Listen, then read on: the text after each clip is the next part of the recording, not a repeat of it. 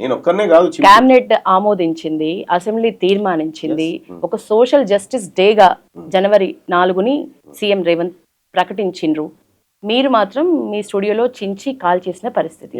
ఎందుకు ఇంత స్టంట్ అవసరమా? అంటే ఒక విషయం చెప్తా, అసలు చింపడం అంటే ఒక ప్రభుత్వం తీసుకొచ్చినటువంటి నిర్ణయాన్ని వ్యతిరేకించేటువంటి హక్కు నాకు. నువ్వు కాంగ్రెస్ పార్టీ అయినా కాబట్టి కాంగ్రెస్ పార్టీ అయినా ఈ జనాలందరినీ సంపదామని నిర్ణయం తీసుకుంటూ దానికి నువ్వు మద్దతు ఇవ్వాలంటే అది కాదు. ఈ 60 లక్షల మంది ప్రజలు ఎక్కడ పోయారు?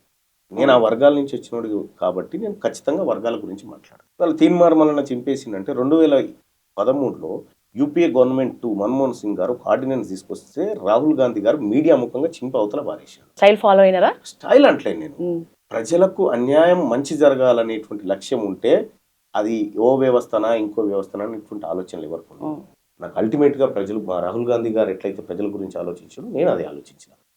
మా రాహుల్ గాంధీ గారు పార్లమెంట్ లో మొన్న 3 రోజుల కింద గొంతు దించుకొని, ఓ బీసీ నాయకులారా ఏం చేస్తున్నారు మీరు, మీకు అన్యాయం జరుగుతుంది, మీరు 50% ఉన్నారు, మీరు మాట్లాడండి అని చెప్తా ఉన్నాడు.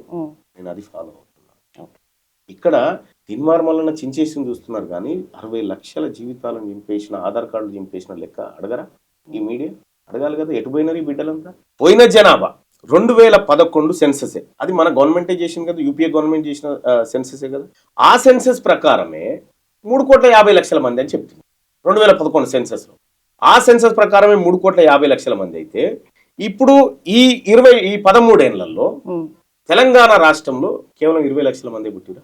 ఇవాళ election commission of India voter జాబితాని వెబ్సైట్ లో పెట్టింది. తెలంగాణ రాష్ట్రంలో ఉన్నటువంటి ఓటర్ల సంఖ్య 3,35,00,000 అని పెట్టింది దాంట్లో. అంటే అదొకటి ప్రభుత్వ వెబ్సైట్. రెండోది మన ప్రభుత్వ వెబ్సైట్ లోనే schooleducation.orgలో తెలంగాణ రాష్ట్రంలో ప్రస్తుతం 1 నుంచి 10వ తరగతి వరకు చదువుతున్నటువంటి పిల్లలు 58 లక్షల మంది ఉన్నారని పెట్టింది అందులో మన సైట్ లోనే. ఇంకోవైపు మన హెల్త్ డిపార్ట్మెంట్ కి సంబంధించిన దాంట్లో తెలంగాణ రాష్ట్రంలో 0 నుంచి 6 సంవత్సరాల మధ్య వయసు ఉన్నటువంటి పిల్లలు 20 లక్షల మంది ఉన్నారని పెట్టారు. మరి దీన్ని ఎట్లా బిలీవ్ చేయాలి మేము?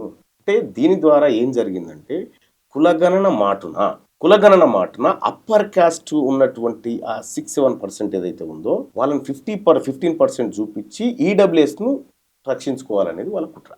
దీని వెనకాల జరిగినటువంటి కుట్ర. మా నాయకుడు రాహుల్ గాంధీ గారి ఆలోచన ఏంది? జితనే ఇచ్చేదారి ఉత్తినే బాగేదారి అంటాడు. కానీ ఇక్కడ ఏం జరిగింది? తక్కువ ఉన్నటువంటి వాళ్ళు ఎక్కువ చూపించి ఎక్కువ మొత్తంలో కొట్టుకుపోయే కార్యక్రమం. మా రాహుల్ గాంధీ గారి ఆశయాలకి ఇదంతా విరుద్ధం కదా.